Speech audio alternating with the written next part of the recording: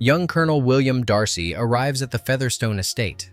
He has received intelligence that one of the family's guests has been bitten by a zombie. The lady of the house greets the young colonel, assuring him that his informant was mistaken, but Darcy refuses to back down. He takes a seat at the table, where the guests are playing cards. He opens a vial, releasing carrion flies. As they fly around the room, they land on Mr. Kingston, and the colonel immediately realizes the man is infected. He kills him, cuts off his head, and then shows everyone the bite mark. As Darcy leaves, a young woman named Cassandra runs to the room of Kingston's niece. Opening the door, she sees that Annabelle has already begun to turn. It is the last thing the girl sees before the zombie attacks her. In the early 18th century, Britain was actively trading with the rest of the world. The colonies brought the country not only silk and spices, but also a vile and unstoppable plague. After being bitten, the victim is consumed by an insatiable hunger and a craving for the brains of the living. Many perished, joining the legions of the walking dead. The end of the world was near. To protect the living, the Great Barrier, a high wall, was erected around London. Then began the construction of the Royal Canal, a massive moat. The area between these two fortifications became known as the In-Between Lands. In the Second Battle, one of the bridges over the Royal Canal was captured. Hordes of ravenous zombies wiped out the inhabitants of the In-Between Lands. After that, the young King George ordered the destruction of all bridges except one. The Kinkent Bridge remains to this day the only structure leading across the Royal Canal. Many began returning to their estates, believing the enemy defeated. But they had no idea that the final battle between the living and the dead was still ahead. The masters of the Hardperch estate are raising 5 daughters. Mr. Bennett is concerned only that the girls be able to defend themselves, so they all underwent martial arts training in China. Meanwhile, Mrs. Bennett only wants her daughters to be happy and dreams of marrying them off to worthy suitors. She informs the family of news about the new owner of Netherfield, a young captain named Charles Bingley. She has already learned that he is young, single, and planning to attend the upcoming dance. At the ball, Charles notices Jane Bennett. Captivated by her beauty, he wastes no time inviting her to dance. Her older sister accidentally overhears a conversation between Charles and his friend William Darcy. When asked why he doesn't want to invite Elizabeth, Darcy replies that she is not attractive enough for him. Offended by what she heard, Elizabeth leaves the ballroom. Outside, she runs into Mrs. Featherstone. The woman has already begun turning into a zombie. She doesn't manage to say anything, as her head is blown apart by a shot from Darcy. The young man was wrong to think the girl was defenseless. Upon hearing that the estate has been attacked by zombies, the Bennett sisters march straight toward the undead, showcasing their excellent mastery of daggers.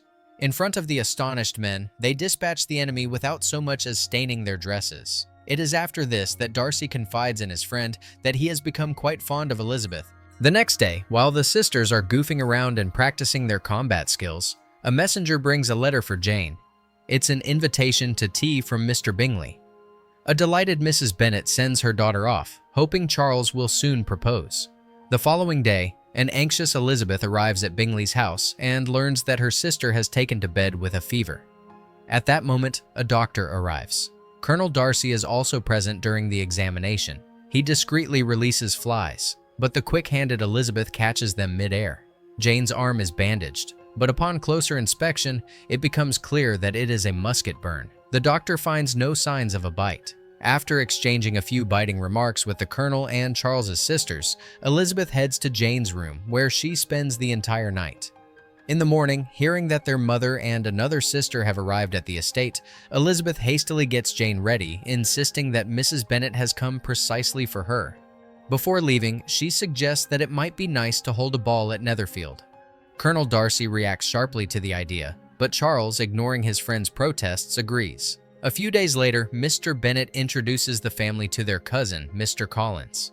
The young man is set to inherit the estate after Mr. Bennett's death, and he hopes to choose one of the daughters as his wife. However, when he expresses a desire to get to know Jane, Mrs. Bennett assures him that the girl is already spoken for and expecting a proposal. Mr. Collins then shifts his attention to Elizabeth, much to her dismay. When the younger sisters, Lydia and Catherine, decide to go into town, Jane, Elizabeth, and Mr. Collins accompany them. There, the young ladies meet Lieutenant Denny, who introduces them to George Wickham. They also run into Bingley and Darcy. Elizabeth notices the tension between the two men. Later, she directly asks George about it, and he tells her that he and William grew up together. Darcy's father gave George a chance at a respectable future, but after his father's death, the son deemed George's origins too lowly and denied him a church position. Only George's respect for the Darcy name keeps him from challenging William to a duel. A few days later, the promised ball takes place at Netherfield. At the end of the evening, Elizabeth and Charles accidentally bump into each other near the kitchen, where they discover that part of the household staff are zombies. The young man hits his head badly, and Darcy, who arrives just in time, helps Elizabeth fight off the undead. The very next day, Jane receives a letter from Bingley's sister saying they had to return to London urgently. Sometime later, the persistent Mr. Collins proposes to Elizabeth. Despite pressure and threats from her mother, Elizabeth refuses. Fortunately, Mr. Bennett supports his daughter's decision. To avoid running into the rejected suitor, Elizabeth flees into the woods. Her attention is caught by 4 male figures, but she loses sight of them when Lieutenant Wickham appears. He invites her on a walk and takes her to the in-between lands, where they attend a service at the Church of St. Lazarus. Elizabeth is horrified to realize that all the parishioners are zombies, but George assures her they are safe. The Holy Father feeds them pig brains, which suppresses the transformation. Wickham believes this is the only way to stop the war between the living and the dead. But this information must be shared with everyone. A few days later, the Bennett sisters' friend Charlotte announces that Mr. Collins has proposed to her, and she has accepted. The young woman asks Elizabeth to accompany her when she is introduced to her fiancé's patroness, the famous Lady Catherine. Upon arriving at the estate of the greatest warrior woman, Elizabeth notices a portrait on the wall depicting the 4 horsemen of the apocalypse. Rumor has it that their appearance heralds the end of the world. These are the same men she saw in the forest several days ago. After meeting Lady de Bourgh, Elizabeth is surprised to see Colonel Darcy. It turns out he is Catherine's nephew. She has also brought Wickham so that he can explain to her how this war might be stopped. After the young man shares his theories, Darcy firmly asks him to leave the estate. That night, Elizabeth cannot sleep, troubled by everything that has happened. Stepping outside, she encounters George emerging from the darkness. He tells her that it was William who persuaded Bingley to leave for London because he believes Jane is unworthy of his friend. When Elizabeth pulls her hand from Wickham's grasp, unwilling to believe what she's heard, the man leaves her, but not before offering a warning. The next morning, Mr. Darcy invites Elizabeth to speak with him. To her complete surprise, the young man confesses his feelings and proposes marriage. She rejects both his proposal and him, unleashing a torrent of reproach for having destroyed her sister's relationship. William does not deny doing it on purpose, having believed that his friend's love was far stronger than Jane's. A fierce duel erupts between the two, with both showcasing impressive skill. In the end, Elizabeth, looking him in the eyes, tells him that he is the last man on earth she would ever agree to marry. Deeply offended, Darcy departs, leaving the distraught young woman alone. Without understanding why, she begins to cry bitterly. Sometime later, William sends her a letter, in which he explains 2 matters in detail. First, the real reason he convinced Bingley not to marry Jane. It turns out that at the ball, he overheard Mrs. Bennett discussing the financial status of her future son-in-law. Seeing that his friend was genuinely in love, Darcy decided to warn him about this. Second, the incident with Wickham. It turns out that Darcy's father had left George a generous sum of money. But as soon as Wickham learned of this, the man mysteriously became infected. Darcy was forced to kill his own father after he turned into a zombie. Honoring his father's will, he gave George everything that had been left to him. However, Wickham squandered the entire fortune within a few months and kept asking for more.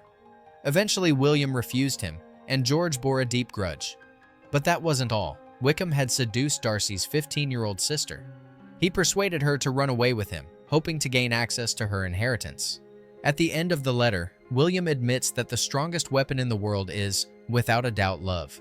For after being rejected by Elizabeth, he suffers as if from a mortal wound. He finds solace only in battle, which is why the letter was sent from besieged London.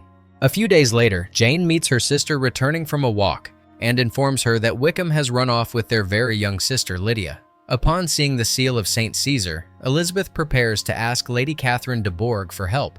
However, the woman is concerned about something entirely different. She has learned that Darcy proposed to Elizabeth and tries to force the girl to swear that she will never agree to marry him, as her nephew has been engaged to her daughter since childhood.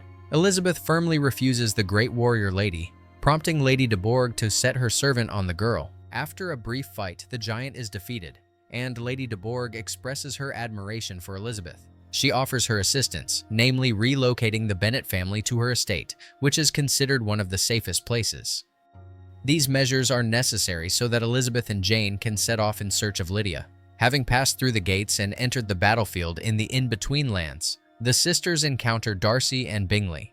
They arrive just as the men are in dire need of help. The Bennett sisters save them from certain death.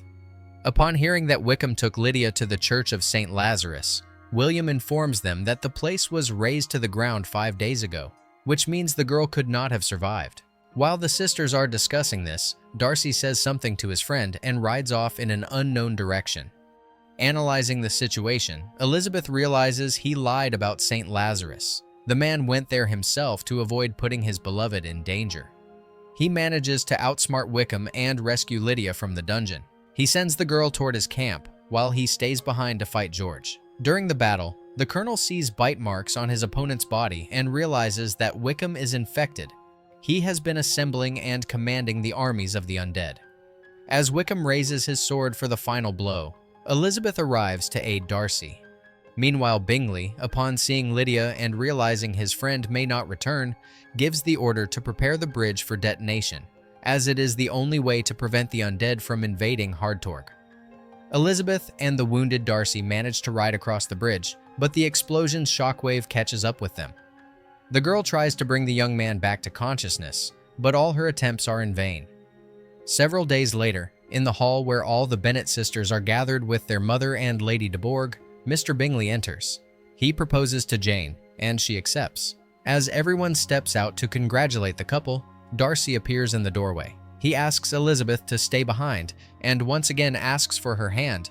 This time, the girl says yes. Both couples are married on the same day. When the ceremony ends and the joyful newlyweds step outside, they are met with a terrifying sight. Hordes of the undead are marching toward the estate, and leading them is none other than George Wickham, which means the battle is not over yet. The film ends here. Leave a comment if you enjoyed the movie, and thank you for watching.